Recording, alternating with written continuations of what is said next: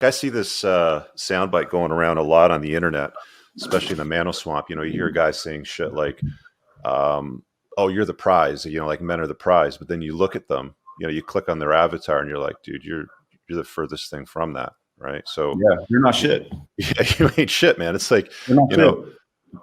she will And leave if you And ain't I'd shit. add to that too. I'd add to that too. They talk all this shit like they want women to change. Let me say for the record, I absolutely hope women do not change, because you can take a woman that's acting a certain way with man A and give her to me, and I will get the absolute best version of that woman that exists. And so they're talking all this shit about women, but they're not actually doing the work to actually line up with what women are actually looking for. So they blame it on women and say women are trash and all this other stuff. I don't have women problems. Women are absolutely fucking wonderful to me. I don't have it. My frame's right. They either get on the program or they get the fuck out. They go. They know that, so they stay.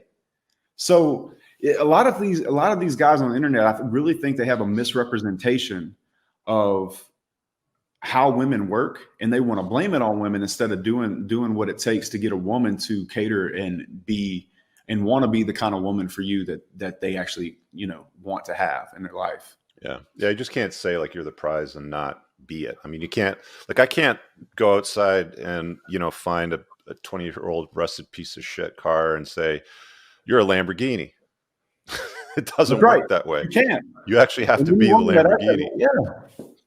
And any woman that, like, you're talking about, like, women should respect men. Should they? Should they respect every man? Because if she respects every man, and if she respects him, she loves him, right? Or if she respects him, she's probably going to sleep with him. So if you just have a woman that respects every man just for him being a man and not for having to do any kind of work, really, she's just a whore, isn't she? Mm-hmm. I want a woman that basically thinks all other men are shit, and she thinks I'm the fucking man who wants to do everything for me. Because I've done that work, and it was very painful, and I should have went bankrupt a bunch of times. I was fat. It was painful. I had to push through. I just had my 4th shoulder surgery, so I'm fighting through it. You very obviously, you have quite a history of overcoming things to get where you are, to be in the position to do what you do, drive the cars, have the business. I don't know how God gave you that fucking beard, but whatever. Complain about that later. But man, you have to do it. It's always guys with great hair that want my beard. Yeah. I cheated, bro. I had 2 transplants. I meant to tell you that last time. Guys ask me that shit all the time. And I don't respond to it, but I'm not shy about it. Okay. I did about 28. I think about 28. I was like, "Ooh, I see this coming." So I jumped on. Well, it works for some guys. My understanding is if you catch it early and you have like thick enough hair, then it does work out for you. But yeah, I mean, the donor area. I had a good donor area. That. Yeah, but yeah, I truly believe that you can take a woman that acts a certain way. Now, if they're too far gone, they're too far gone. Like, I'm not talking about women that are super feminist. Like, there is a such thing as a blueprint, but within a range, you can take a woman that could be moldable and get what you desire out of that woman if you are in fact the right man. Let me ask you this question. So on a percentage basis, you're dealing with whatever, like 10, 100, whatever the number happens to be, but on a percentage basis, what percentage of women in North America, because I mean, like, you live in Miami, right now, but let's just say with most of the women that you're dealing with, do you think are moldable, to the point where they will enter your frame and comply? Yeah. Ones that you're attracted to. Yeah, absolutely. What I will say about Miami, I think Miami, LA, New York, big metropolitans are outliers. Mm-hmm. I joke with Sterling all the time that I feel like they are like an all-star team of kind of like not the ideal girl. Mm-hmm.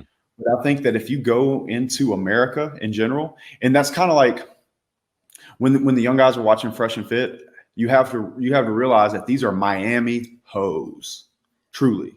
They're an all-star team of girls from all over the country that are pretty much done for. But if you go to Louisiana, Texas, maybe upper Florida, all the other states, and even California, just get out of that one big metropolitan city. Yeah. There's good women out there. And I always hate to hear guys talking shit about women. And it's not because I'm a simp or anything like that. I just know for a fucking fact that women will act right if you are that person. You can get them in line, let them know where the boundaries are and what you will or will not do. And in fact, I find that it turns the women on quite a bit Yeah, that's true. because you speak with conviction. What what amount of pushback are you willing to take? I mean, like, we talked earlier about how most women will generally comply if you're a high enough value guy and they see you as your best option. I mean, that's, we've talked about hypergamy for ages, beating it like a dead horse, but it's like essentially women want to look up at a guy. They want to be with a giant. They want to be with somebody that they respect. They want to, like, they look into your future and they basically say, think to themselves, okay, this is a guy that's got, they start ticking off all the boxes sort of stuff. And then they start to behave, if you will. Right.